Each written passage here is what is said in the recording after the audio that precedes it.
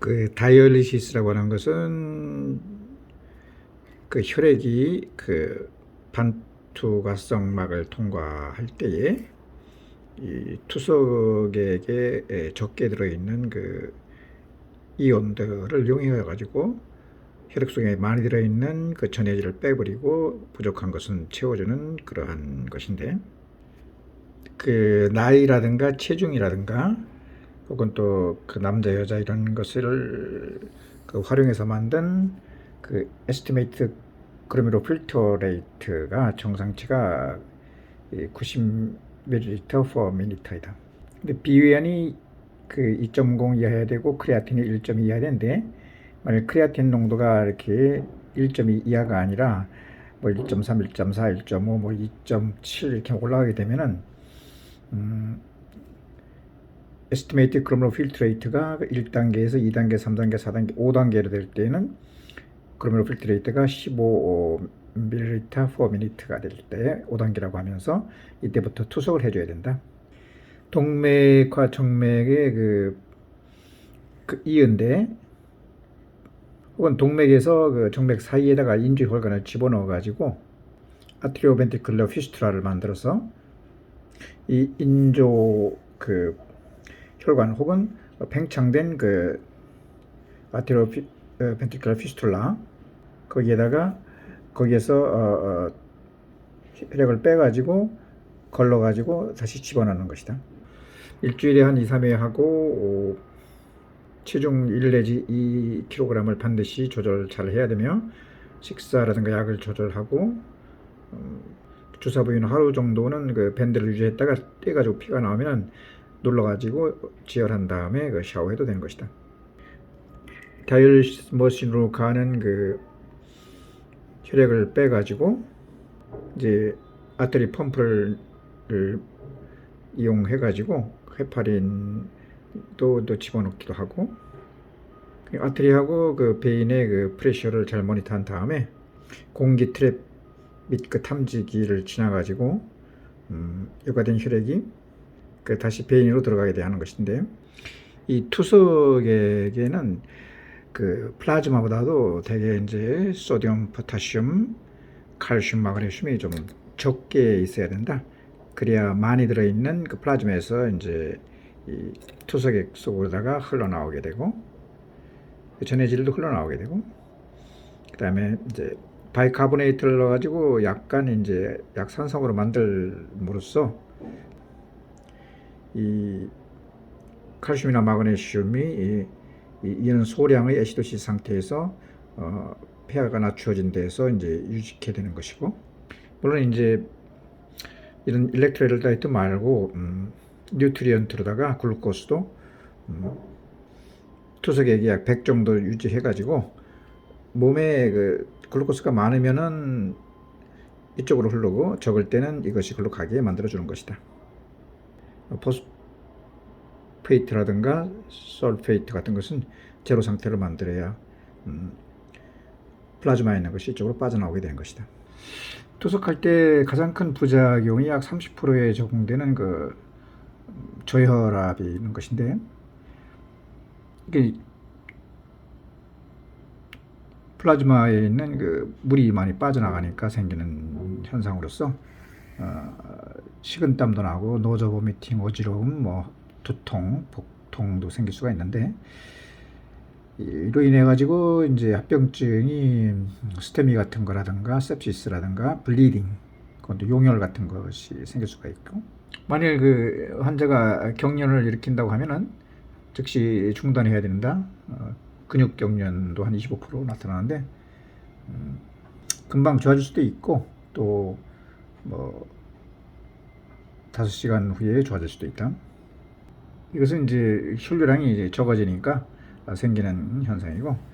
그 노저 보미팅, 혼수, 그다음에 불안증, 앵자이티, 경련 등도 생길 수가 있는데, 이것은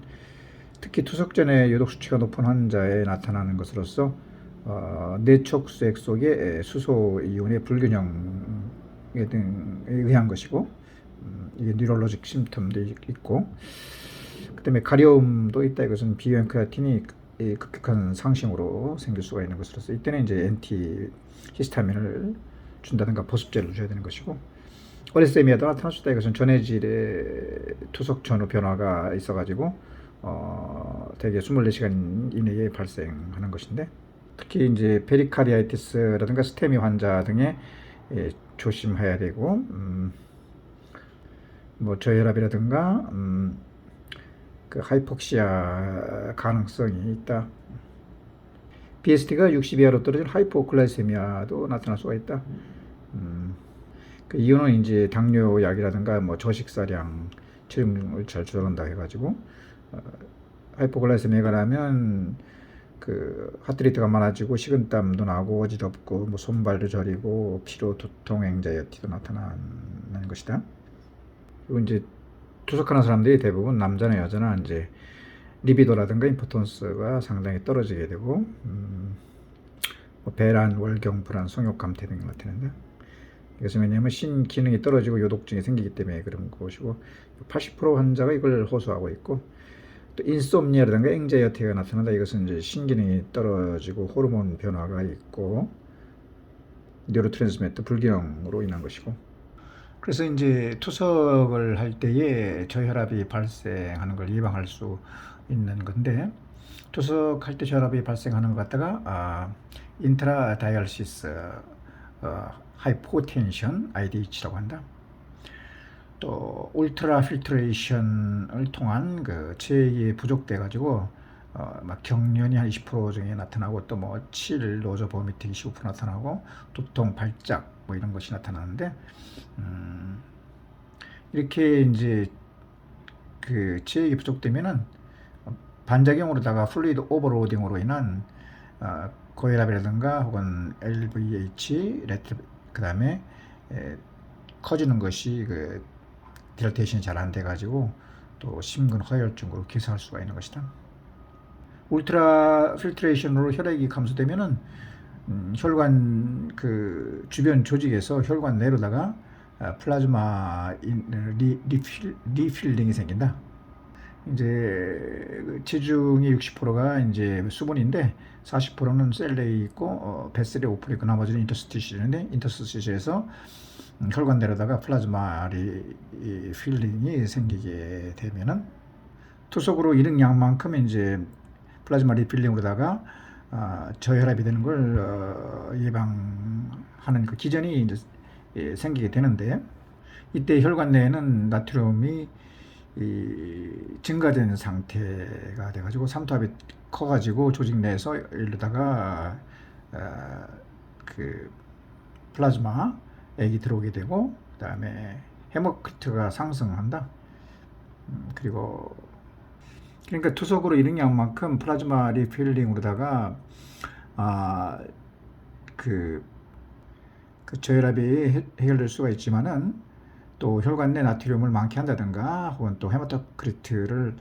상승시킨다든가 혹은 알부민을 투여해 가지고 언코티크 프레셔 증가로다가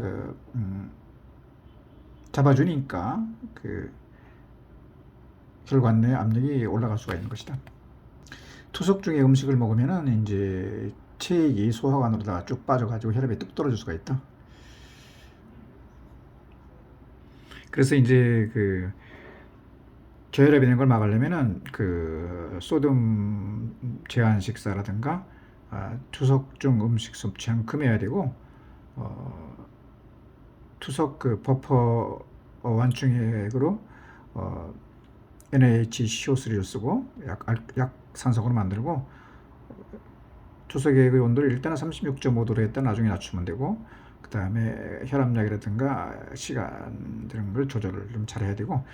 이건 일차적인 접근이고, 이차적인 접근은 그래도 이제 그 저혈압이 유지될 때는 그 건체중 평가를 해야 된다. 건체중이라는 것이 이제 물을 뺀 근육이 아니고 물을 빠진 체중을 말하는 것인데, 건체중은 이제 블러드 볼륨즈 모니터링을 해서 정확하게 측정하고 심초음파에서 이레시도 구해보고, 투석액은 온도 조절하는데 보디 템퍼레이처 모니터를 이용하고, 또 바이오 피드백을 활용해 가지고 울트라 필트레이션 시간을 줄여서 손실을 줄이거나 칼슘 농도 그러니까 투석의 칼슘 농도를 1.5 나노몰 퍼 리터로 유지하는 게 좋다. 다시 한번 이것을 강조해 보면 우선 그 다이얼 시간을 저혈압이 됐을 때는 4시간에서 6시간으로 느리든가 뭐 한 번 더 투석하는 경우도 있고, 또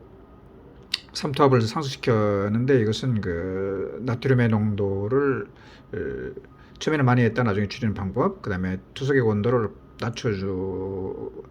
그 다음에 정확한 권체중을 측정하고 헤마토크리트를 증가시킨다든가, 그 다음에 고혈압약을 그 투석 전에 투여하는 걸 금지해야 된다. 그리고 이제 먹는 약으로서는 이제 미도드린 같은 그 알파1 아고니스트를 써가지고 좀 혈압을 좀 올려주는 것이 좋은데, 30분 전에 한 티를 먹고 12알까지 줄 수가 있다. 그리고 투여 도중에도 한 티를 넣어도 되는 상당히 안전한 약이다, 이건. 그 다음에 나트륨 농도 측정과 투석을 동시에 시행하는 방법으로서 초기에 그 나트륨 농도를 증가시키면은 플라즈마 리필링이 생겨가지고 이제 저혈압이 이제 고혈압으로 개선되는데, 계속되면 안 되기 때문에 시간차를 두고 나트륨 농도를 쭉쭉쭉 감소시켜 가지고 그렇게 하지 않으면 그 다음 투여할 때 이것이 이제 체중이 많아지기 때문에, 왜냐하면 이제 그 나트륨이 몸에 많아지면은 투석 후 갈증, 수분 섭취 욕구, 저체, 그래서 어떤 사람이 그래가지고 이런 걸로 인해 가지고 수분 섭취가 많아지니까 체중 증가되면은 그 다음 투석 시에 그걸 다시 새로운 체중으로 인해 가지고 투석을 기준이 잡게 되기 때문에 저혈압이 될 확률이 상당히 높게 되니까, 초기에는 그 나트륨의 농도를 많게 했다가 시간차를 두고 나트륨 농도를 감소시켜 가지고 평균 그 나트륨 농도를 퍽 낮춰주면은 고혈압이 고혈압도 안 되고 저혈압도 안 되게 되는 것이다. 즉 초기에는 그 나트륨의 농도를 140에서 138로 줄였다가 135까지 이렇게 투석기의 그 나트륨 부하량을 자동으로 설정할 수 있는 그 장비가 있다. 즉 그 블러드 볼륨 모니터링과 자동 그 바이오 피드백 시스템을 이용해 가지고